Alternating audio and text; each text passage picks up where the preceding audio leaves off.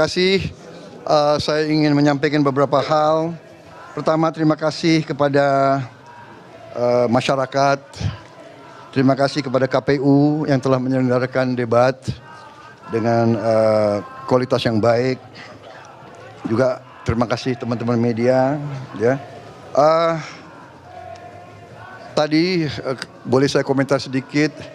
Saya agak sedikit kecewa dengan kualitas, terutama narasi yang disampaikan oleh paslon-paslon yang lain. Menurut saya mereka pertama datanya banyak yang salah, keliru. Kedua, masalah pertahanan ini mau dipakai sebagai bahan mencari poin politik yang menurut saya untuk sebuah negara, untuk negarawan tidak boleh. Pertahanan adalah sakral, dan tadi kalau tidak salah ada paslon yang mengatakan untuk pertahanan tidak ada rahasia. Saya kira ini sangat lucu, ini sangat tidak pantas bagi seorang pemimpin. Ya. Justru masalah pertahanan, keamanan itu syarat dengan hal-hal rahasia. Dan yang aneh adalah baik paslon 1, partai-partai pengusungnya kan PKB, Nasdem, dan PKS. Kemudian pengusung untuk paslon 3 adalah PDIP. Dan P3, mereka semuanya ada dalam Komisi 1 DPR. Jadi semua masalah anggaran pertahanan dibahas di Komisi 1 DPR, diawasi, diperiksa bolak-balik, dan disetujui. Jadi mereka setujui. Jadi aneh. Jadi saya kira ini ini adalah teknik-teknik politik ingin mencari angka. Itu saya sampaikan. Yang pertama, kalau kita tujuannya mengabdi, kita harus memberi data yang benar. Jangan menyesatkan rakyat, dan jangan provokasi, dan jangan menghasut. Kedua, kita harus negarawan. Keselamatan bangsa di atas semua. Kita butuh kerukunan keselamatan.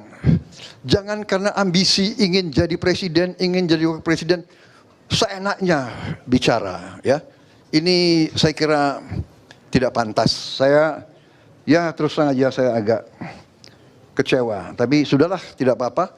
Saya percaya dengan rakyat, kami di depan rakyat yang punya akal, rakyat punya hati, rakyat yang akan menilai. Ya, saya kira demikian. Mengenai Palestina, kita tegas, kita mendukung. Presiden sudah memberi petunjuk kepada saya. Setiap saat PBB minta, kita siap mengirim pasukan perdamaian, kita siap mengirim kapal rumah sakit, dan kita terus sampai sekarang pun melakukan kontak sama Mesir, kontak sama negara-negara yang berkepentingan di daerah situ. Saya kira prestasi Kementerian Pertahanan sangat jelas.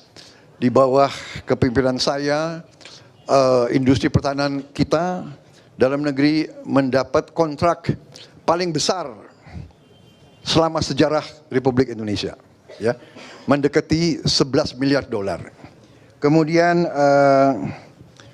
industri pertahanan juga mulai mendapat laba yang juga cukup terbesar di Republik ini.